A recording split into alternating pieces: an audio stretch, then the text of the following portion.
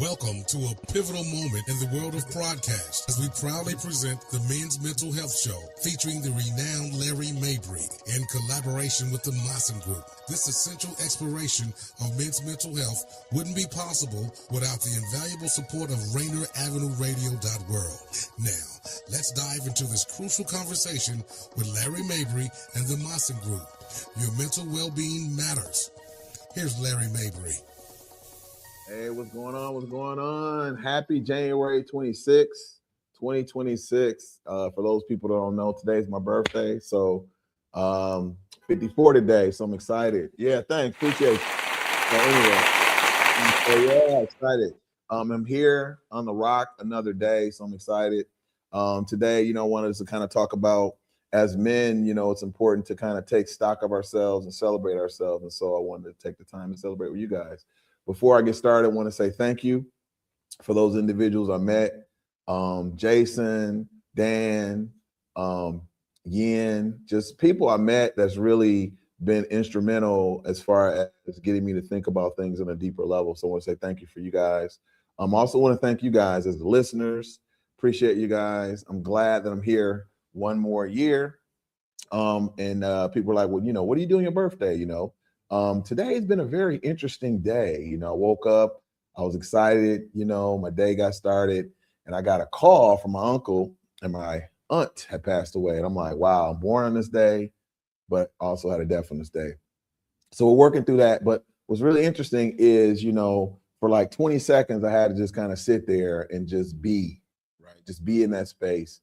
And what I pretty much surmised was just giving gratitude. In life, we have so many interesting experiences, right? We have rises, falls, lefts, right, money, no money, health, no health, trials and tribulations. And what I want to say is I just want to say thank you, because I think through all those things, I would say I'm stronger. I would say I'm just a little bit more in tune with myself, but also thankful, right? Because she was like in her 80s. And I reached out to some family members, showed my love and that type of thing. But I was like, you know what? What I realized was this situation brought us closer together. And so I just want to say thank you. Appreciate the love. Appreciate the support. And as men, as you celebrate your personal day, think about some things that you can do to celebrate getting closer with yourself. And so since we're talking about well-being, I want to talk about some couple things we can talk about, 10 things that we could talk about to give more to yourself.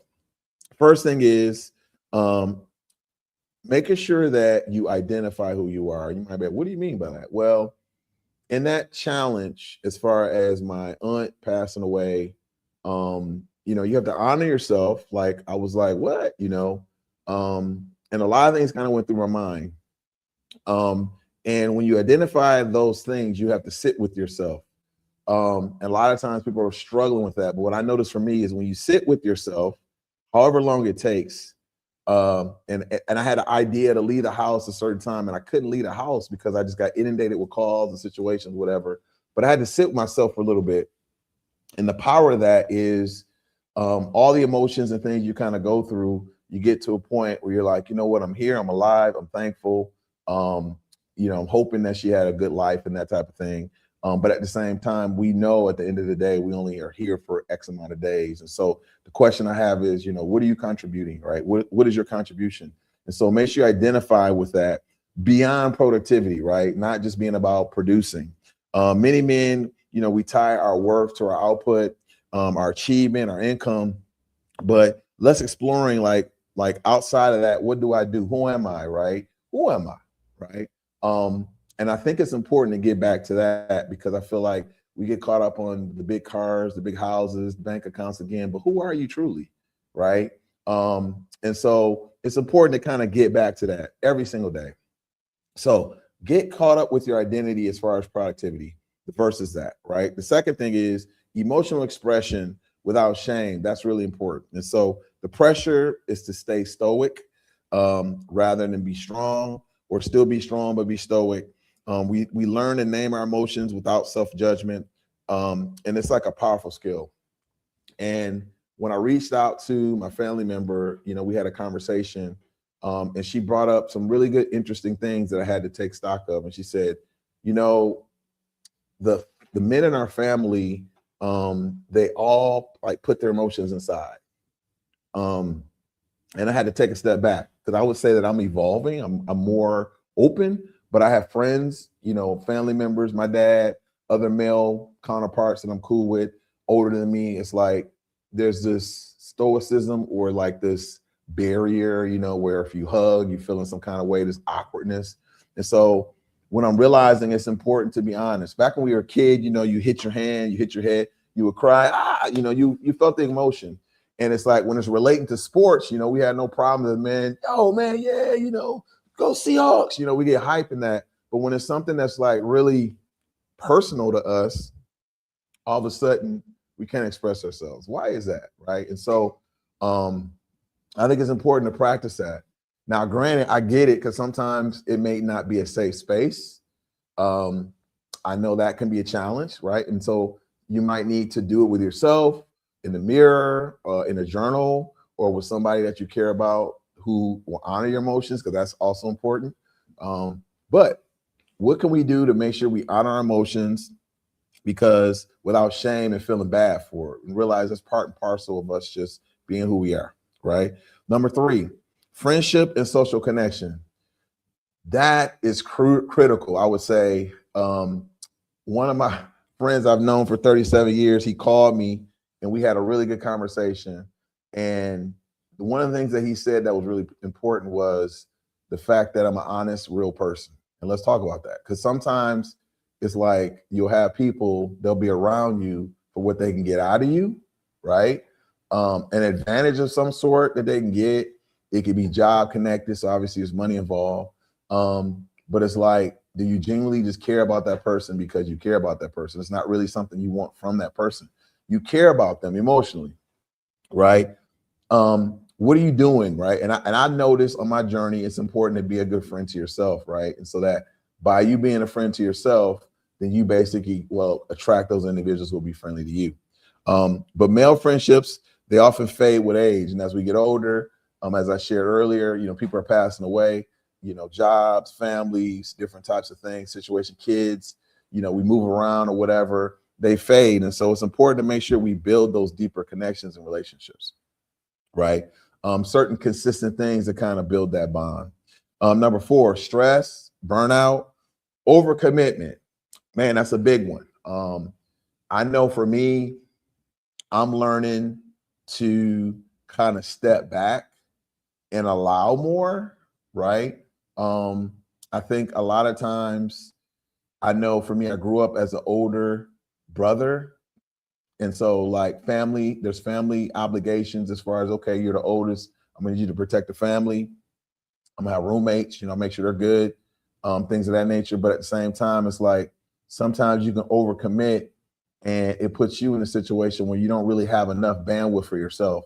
And so I think it's important to make sure you give to yourself every day. So people say, what do you do? Well, today, went for a little bit of a walk, got myself some lunch, kicked it with mom, kicked it with some cool friends, got some gifts from good friends, been online all day, just vibing with people. It's been a beautiful experience. But what's really important is I'm noticing that I'm becoming more comfortable with myself, right? And so it doesn't mean that you need a lot of people around you. It's like really kind of getting within yourself and fine tuning those things within yourself so that you don't get stressed, right? You don't get burned out. You don't overcommit. And so it's important to give to yourself so much to the point where you don't really need any outside validation. You're making sure you take care of your needs. Because at the end of the day, if you don't take care of yourself, who's going to take care of you? Right. So it's really important to do that. A lot of times we push ourselves as men through up to exhaustion or until something breaks. And usually there have been telltale signs to let us know, hey, we might need to pivot here, you know, make a change there. And so recognize those early stages to make sure we minimize burnout. Very, very important. Number 5, sleep, physical health. Again, walks, working out, making sure you get the proper nutrition, exercise, movement of the body. That's going to affect the hormones, your mood. We also kind of ignore those symptoms as men. I think, you know, we have situations like, oh, it'd be all right. Well, that's not really putting forth self-care, right? And so being more intentional with that, because a lot of times those particular low-level symptoms can become severe. Loneliness and isolation, that's a big one. And I want to say, hey, I don't really so much feel lonely, but I would say that sometimes it's cool to just be in the presence of people who genuinely care about you, right? Not for what they can get from you. um, I think it's important, right, to just genuinely just be, right? I want to say thank you, to Daniel. If you guys are looking right now, he's the one that makes sure that we're on the air every single week. Thank you for you, bro. You're putting in that work. Appreciate you. Tony, the station here, make sure it allows us here. Thank you guys for you guys as well. Is coming in, checking us out, your comments, things of that nature. Really appreciate that. But also too, like making sure that you're around people who genuinely like your space and they want to be around you, right? That makes you feel really good, right? Also too, relationship, communication, and conflict. Really, really important. How do you express your needs? It's funny because I would say as men, for me personally, there are men in my life, when I think about my grandfather, my stepdad, my dad, they all had their own communication style, right? And so I would say as men, we learn kind of how to communicate based on what we're taught, right? Or key women in our lives that teach us this and that, right? And I noticed for me, I'm getting better. I'm working on that as far as communication. But one thing I want to add with that is emotionally astute with the communication. By that, I mean making sure that we honestly express what we're feeling through our heart. But also, too, part of the challenge I think we're having as men is we need to heal those traumatic experiences that allows us the ability to communicate that, right? It's really, really important. And that's why I think it's important to reach out for someone like myself. You can reach out the Maassen Group 1@gmail.com. I think it's really important because sometimes you need to practice, right? Having that man-to-man experience, or sometimes there might be things that you don't see that I might see. I think as for those individuals who are African American, a lot of us have a lot of challenges out here. Doesn't matter where you are, right? You could be a professional athlete, a professional doctorate in education, or professional in the field that you do. At the end of the day, when you go out in these streets, people see a certain thing, so they're going to come at you a certain way, no matter. Now, you could dress to the nines, they'll come at you a certain way, or you just kicking it, they're coming at you another way, right? And so you got to be mindful. And so there's a lot of stress that comes behind that. And so it's important to make sure you know how to set those boundaries, express your needs, how to handle disagreements without shutting down, being able to communicate your inner truth effectively, respectfully, honorably, right? Without trying to get permission, but just keeping it a buck with people, right? Because some situations where people won't be able to accept it, but at the end of the day, it's not about them accepting it, it's about you expressing it. Another one, number 8, purpose, direction, and life transitions. Very, very important. Speaking of life transitions, right? For those people that know, 54, big life transition. My mom and I had that conversation, right? Because for those people that are following, my stepdad passed away about a year or so. And mom and I have been having that conversation like, hey, okay, when I go out, whatever I built, you need to be privy to that, right? And so it's funny, like when you're younger, and I guess it depends on the individual, but I know for me, when I was younger, it was like, okay, mom, you do your thing, I do my thing, I'll figure it out, right? And at some point, you kind of come back together and you say, okay, let's work together. But part of it I've noticed as I am, getting closer to 60, right? Not quite there, but getting closer. It's one of those things where you take a step back and you realize that you're becoming one of the elders, right? And so as an elder, there's certain moves that you have to kind of make to be mindful of those people coming after you, right? And I thought about like how hard my stepdad and my mom had to work to build, and a lot of effort, a lot of energy, a lot of love, and tumultuous work went into what they're building. And I thought about, wow, I want to make sure I can honor that. And so I had to kind of step out of my own way, step back and ask myself, okay, I need to make sure that I do what's necessary to maintain and build that, right? And we got to have a real conversation, because those might not be conversations that in certain communities we have. I know back in Michigan, when I was buying a lot of property back in the day, I would buy property from individuals, and I noticed that their parents, they weren't really thinking about assets or building a legacy or things of that nature. And they were just doing what they needed to do for that moment. And so, when you get older, you realize that, okay, not only are our parents paying attention, but we also have our ancestors paying attention, right? And it's like, what are we doing to contribute to show that, we want to show something positive for community? Or at the end of the day, what are we doing to carry the legacy forward? And so it made me think about that, right? And I had to swallow my pride and say, you know what? I got to do something a little bit different, right? Also, birthdays also can trigger reflection, right? And I would say the biggest reflection that I've had on my life is, I would say the biggest thing I've been working on is anger, right? Becoming a little bit more nonchalant, being a little bit more compassionate towards myself, not really letting things bother me as much. At the end of the day, we have to ask ourselves, is it really that serious, right? Are we promised tomorrow? No. So why hold a grudge, right? Letting stuff go, being okay with is, understanding that it's not so much what people do, it's more about what you feel about yourself, and really like honing in on that. And I think when you take on that space where you realize at the end of the day, you're here to improve yourself, right? And some people can cause you to improve yourself or not. But at the end of the day, it's always a choice, right? And so what are you doing? Like, are you here to be the best reflection of yourself? What does that look like for you?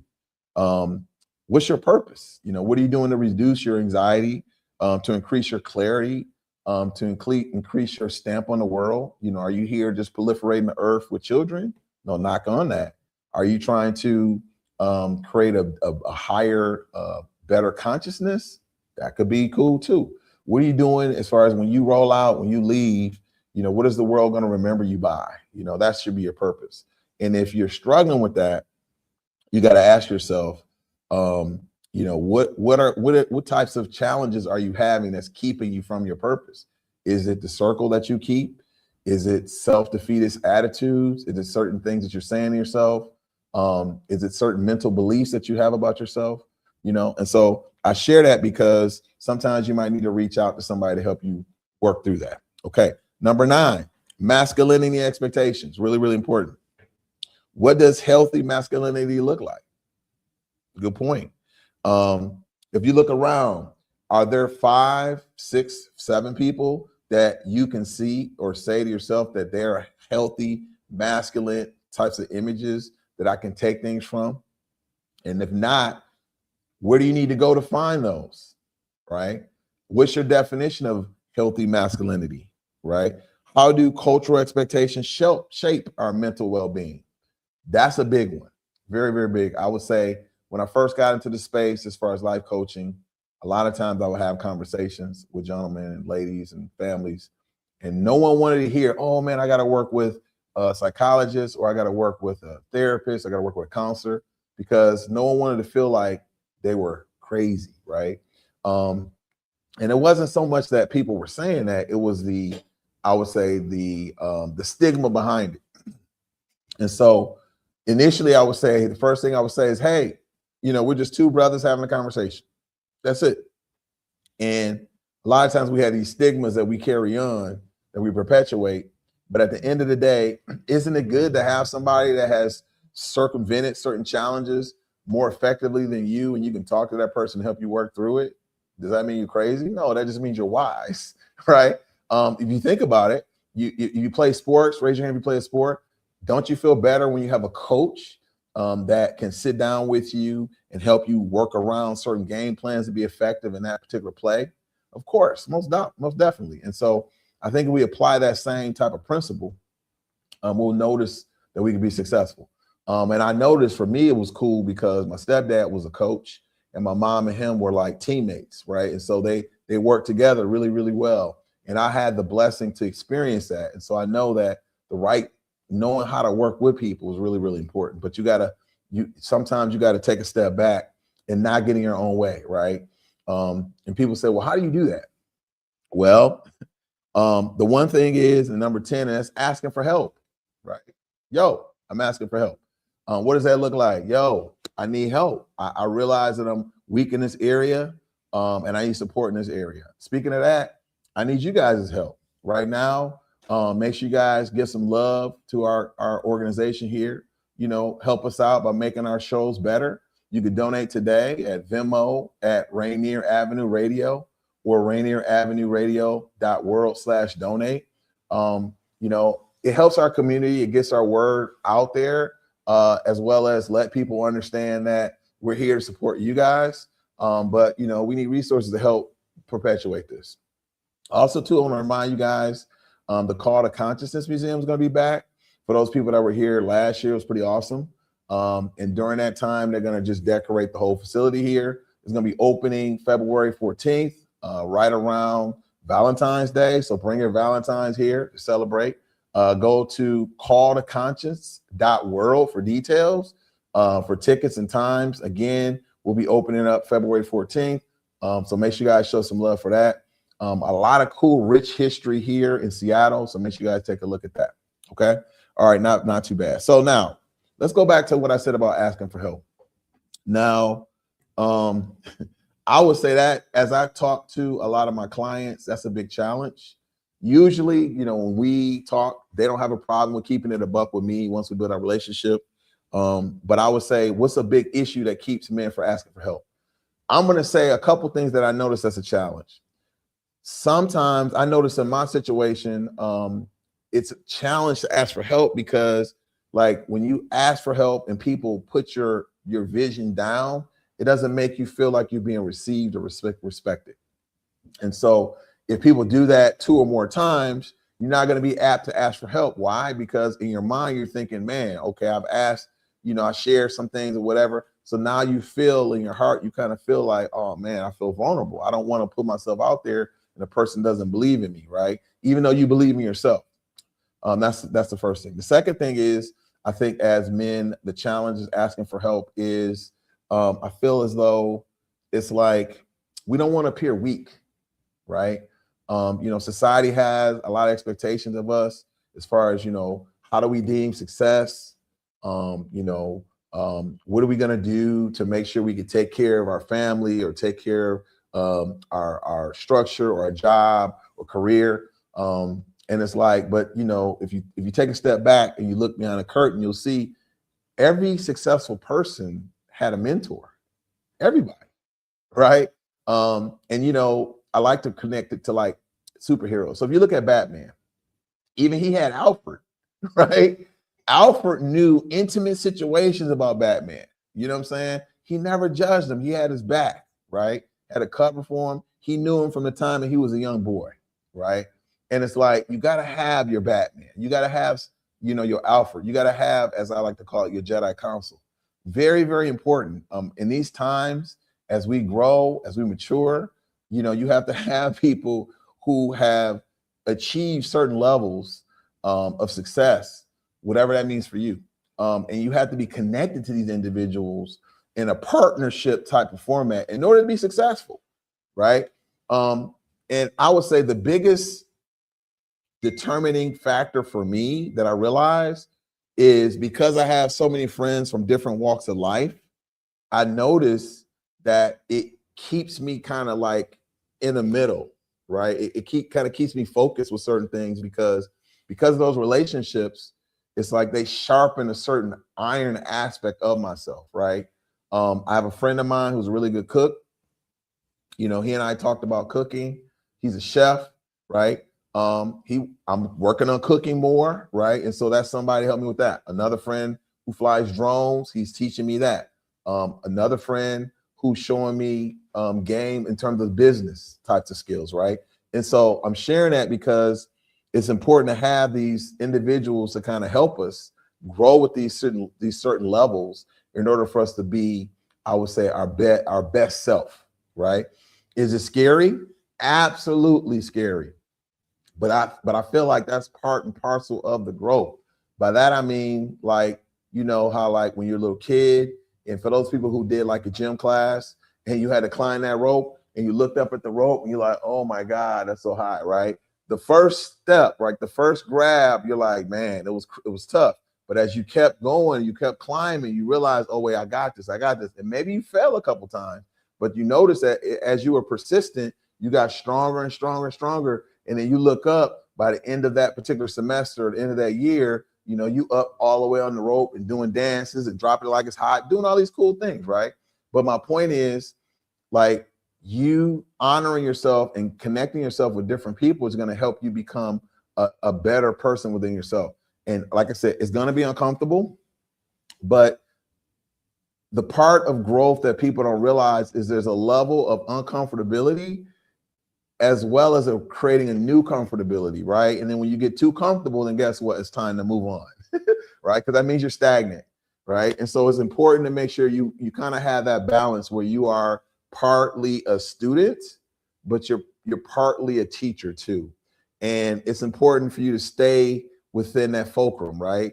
As far as constantly being a student, but also constantly being a teacher, right? And then as you learn this aspect of it, you open yourself to new things you want to learn, and then you're a student. And I feel like two things happen with that. One is going to keep you humble, and then two, I think it's going to keep you in a state of being open to new authenticity, to new growth, to new types of things, right?